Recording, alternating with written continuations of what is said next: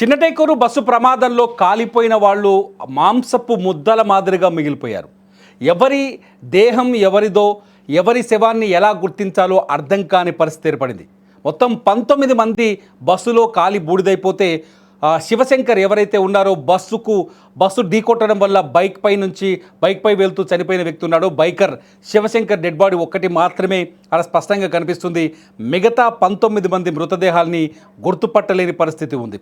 ఒక్కొక్క మృతదేహానికి రోడ్డు పైనే ఎక్కడైతే బస్సు ప్రమాదం జరిగిందో చిన్న టేకుల దగ్గర ఆ బస్సు ప్రమాదం జరిగిన ప్లేస్లోనే హెల్ప్ డెస్క్ ఏర్పాటు చేసి అక్కడే పోస్ట్ మార్టం చేస్తున్నారు, బంధువులతో మాట్లాడుతున్నారు.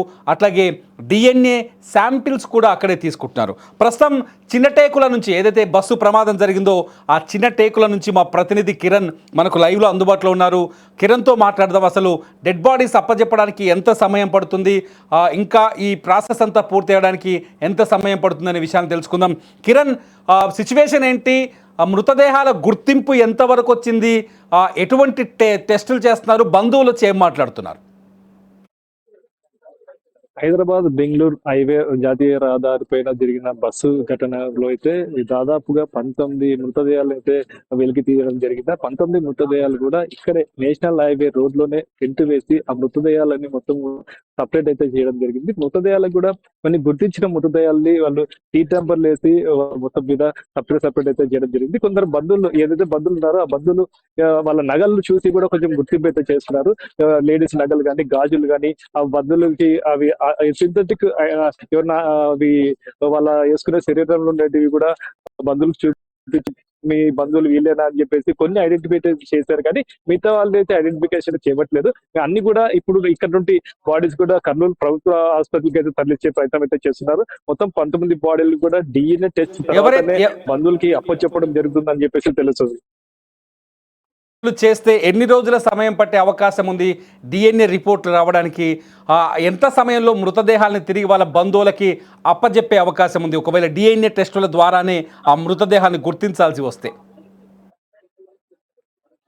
DNA టెస్ట్ ద్వారా మృతదేహాలు గుర్తించి బంధువులకు అప్పచెప్పడానికి అయితే దాదాపు 2 నుండి 3 రోజులు పడుతుందని చెప్పేసి తెలుస్తుంది. అయితే మొత్తం మీద బంధువులు అయితే కర్ణాటక నుండి కానీ హైదరాబాద్ నుండి కానీ వాళ్ళ బంధువులు వచ్చినాకనే శాంపుల్స్ తీసుకున్నాకనే DNA టెస్ట్ అయితే చేయడం జరుగుతుంది. అయితే ఆ బంధువులు రానికి కూడా దాదాపు అయితే సాయంత్రం పడుతుంది.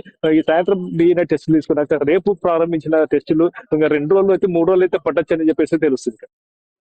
చనిపోయిన వాళ్ళలో ఒక కుటుంబానికి సంబంధించిన నెల్లూరుకు సంబంధించిన కుటుంబం ఒకటి ఉంది. అది అట్లాగే హైదరాబాద్ నుంచి బయలుదేరిన ఒక తల్లి కొడుకున్నారు. అట్లాగే 2 సాఫ్ట్వేర్ ఇంజనీర్లు. కొన్ని పేర్లను ఇప్పటివరకు గుర్తించారు, వాళ్ళు హైదరాబాద్ వాసులు. మిగతా ఈ 19 మందిలో మిగతా వాళ్ళు ఈ బెంగళూరు కర్ణాటకకు చెందిన వాళ్ళు ఉన్నారు ఎవరైనా చనిపోయిన వాళ్ళలో? కర్ణాటక చెందిన వాళ్ళు కూడా ఉన్నారని చెప్పేసి తెలుస్తుంది. ఇప్పుడు మీరు చూసినట్టు నెల్లూరుకి సంబంధించిన వాళ్ళు అయితే బెంగళూరులో సెట్ అవుతారు. వాళ్ళు మొత్తం మీద 8 మంది అంటే ఒకే కుటుంబంలో అన్నదమ్ముల కుటుంబం కలిసి వాళ్ళు హైదరాబాద్ లో పండగకైతే వాళ్ళు వెళ్ళడం జరిగింది. పండగ ముగించుకొని మళ్ళీ తిరిగి బెంగళూరుకి వెళ్తున్న సమయంలో అప్పర్ సీటు లోయర్ సీట్ లో ఇద్దరు అయితే భార్య భర్తలు 2 పిల్లలు, ఇంకో ఫ్యామిలీకి కూడా భార్య భర్తలు 2 పిల్లలు, వాళ్ళు కూడా 2 కుటుంబంలో ఒక కుటుంబం అయితే బయటపడడం జరిగింది, ఇంకో కుటుంబం అయితే లోపల చిక్కుకోవడం అయితే జరిగిందని చెప్పేసి ప్రత్యక్ష సాక్షులు కూడా వాళ్ళైతే ఇక్కడ ఉన్నారు కూడా. ఇక్కడే రోడ్డు పైన మీ బ్యాక్గ్రౌండ్ లో కనిపిస్తుంది టెంట్. ఆ టెంట్ లోపలే పోస్ట్ మార్టం జరుగుతుందా? బంధువులు ఇంతవరకు ఎంతమంది బంధువులు అక్కడికి చేరుకున్నారు? ఎవరైనా డెడ్ బాడీస్ ని గుర్తించడం జరిగిందా? అయితే దాదాపుగా ఇప్పుడు ప్రస్తుతం అయితే ఒక 2 కుటుంబాలకు చెందిన బంధువులు అయితే వచ్చినట్టయితే తెలుస్తుంది. మరికొందరు బంధువులు అయితే ఇంకా రాలేదు. ఇక్కడే రోడ్డు పక్కన ఈ టెంట్ లోనే మొత్తం పోస్ట్ మార్టం చేసి మొత్తం బాడీలు అయితే ఒక సపరేట్ చేయడం అయితే జరిగింది. ఈ ఈ మొత్తం 19 మృతదేహాలు కూడా ఇక్కడే పోస్ట్ మార్టం అయితే జరిగింది. ఇది మనకు కర్నూలులో ఏదైతే చిన్న టేకుల నుంచి మనకు అందుతున్న సమాచారం, మా ప్రతినిధి కిరణ్ చెప్తున్న వివరాల ప్రకారం ప్రస్తుతానికి అక్కడ DNA టెస్టులు జరుగుతున్నాయి చనిపోయిన వాళ్ళకి.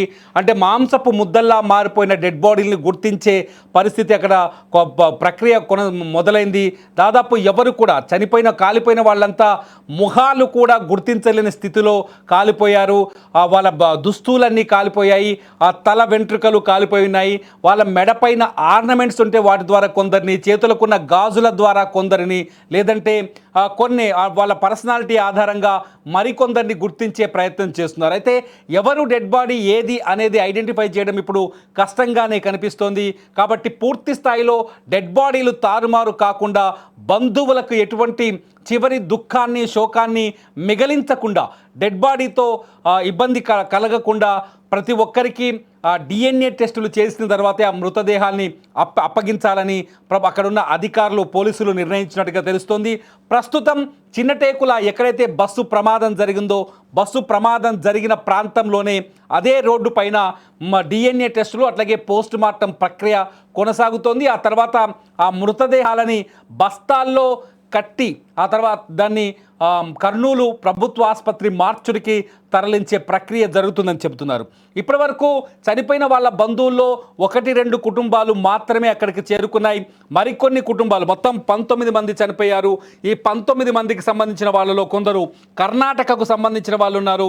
అంటే బెంగళూరు వెళ్తోంది బస్సు కాబట్టి ఎక్కువ మంది ఇందులో కొందరు కన్నడిగులు కూడా ఉన్నట్టుగా తెలుస్తుంది.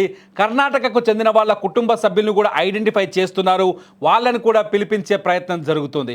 వాళ్ళ కుటుంబ సభ్యులు వచ్చిన తర్వాత వాళ్ళ డిఎన్ఏని సేకరించిన తర్వాత ఆ డిఎన్ఏతో చనిపోయిన వాళ్ళ మృతదేహాలకు సంబంధించిన డిఎన్ఏని మ్యాచ్ చేసిన తర్వాతే మృతదేహాలని అప్పగించే అవకాశం కనిపిస్తుంది. ఈ ప్రక్రియ పూర్తవడానికి మరొక 3 రోజుల సమయం పట్టే అవకాశం కనిపిస్తుంది. మనకు అందుతున్న లేటెస్ట్ అప్డేట్స్ ప్రకారం ఎంత అంచనా వేసినా 3 రోజుల్లోపు ఈ ప్రక్రియ పూర్తయ్యే అవకాశం లేదు. 3 రోజుల తర్వాతే ఈ కాలిపోయిన బూడిదైన డెడ్ బాడీల్ని అప్పగించే అవకాశం కనిపిస్తుంది. నిజంగా ఇది తీరని విషాదం, తీవ్రమైన విషాదం అని 19 కుటుంబాలు ఇప్పుడు శోక సంద్రంలో మునిగిపోయాయి.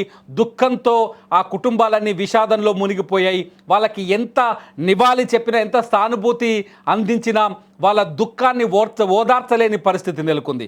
నెల్లూరుకు సంబంధించిన ఒక కుటుంబమే కాలిపోవడం, ఆ తల్లి తండ్రి 2 పిల్లలు మాడి మసైపోవడం, అట్లాగే బెంగళూరుకు సంబంధించిన తల్లి కొడుకు చనిపోవడం, ఇటువంటి సంఘటనలు గుర్తు చేసుకుంటే నిజంగా బాధ కలుగుతుంది. అంతేకాదు హైదరాబాద్కు సంబంధించిన 2 సాఫ్ట్వేర్ ఇంజనీర్లు ఎస్ఆర్ నగర్లో బస్ ఎక్కారు.